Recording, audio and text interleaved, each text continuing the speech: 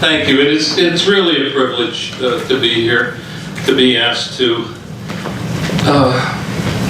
participate in any way that any of us can toward bringing voice to people who are too often voiceless. I had the privilege to go to Israel for the fourth time in my life in May. And I had about 4 or 5 days before we were shooting the parts of the first 3 episodes of Homeland in Israel. It was to double as Beirut, and I had about 4 or 5 days free. So I made some phone calls, and people found out I was going, so they made some calls before I did, and my friends from Peace Now and some other organizations. And I hit the ground running the minute I got there. I never stopped. I immersed myself immediately for 5 days before I started filming, and I went all over the West Bank with extraordinary people, guides, teachers. I went back to Hebron, where I'd been 30 years ago when we were pregnant with our first child, Isaac. And I saw the devastation of this city and what had taken place in the past 30 years, and I was heartbroken. I eventually ended up in Ramallah.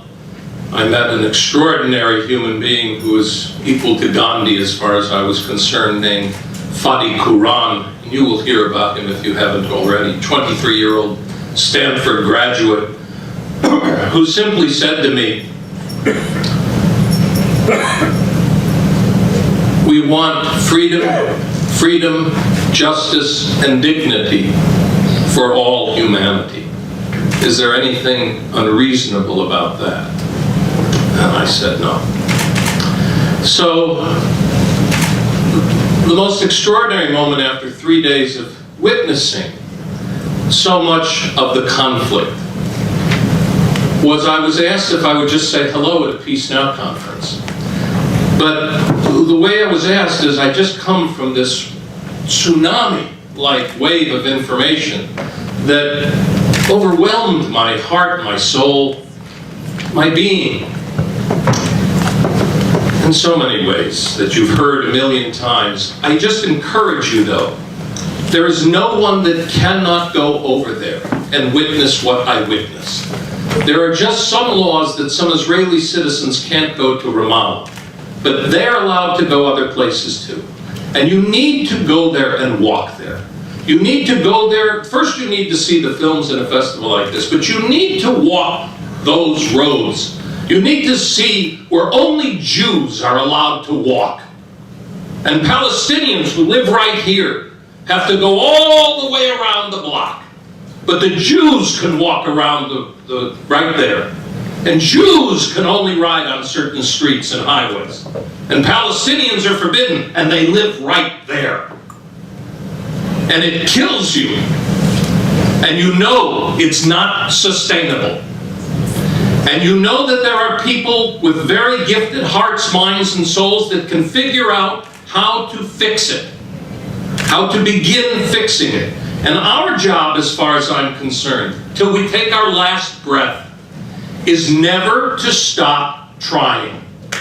There are people who I can understand have suffered great loss on both sides of the conflict. And even here, everyone has suffered loss. But for those who can stand up and sit at the table, you must never leave that table of discussion till you take your last breath. And the most hopeful moment I had was when I walked into the Peace Now office. And I sat there with all of these young people, very young people. The oldest person was about 35, and they were filled with hope and optimism about the conflict and about finding a solution. And many of them, Hagit in particular, who's an extraordinary individual, believes that within her lifetime, even under Netanyahu's administration, that peace can be found and a two-state solution can be made, and that this can happen in her time.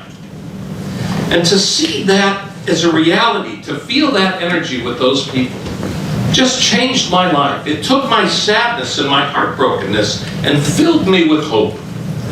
So, to now come to a festival where you get to put voice to the Palestinian Israelis who don't get enough time, don't get enough airtime, don't have enough rights, even though they're Israeli citizens, trust me, it's not a full deck.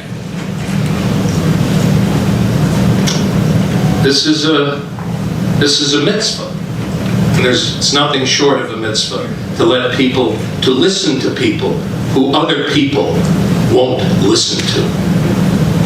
So I congratulate the founders, and I congratulate all of you, and please tell your friends to come, because it is our job to keep listening, paying attention, asking questions, and finding out what we can do until there is peace in the heart of the world. Thank you.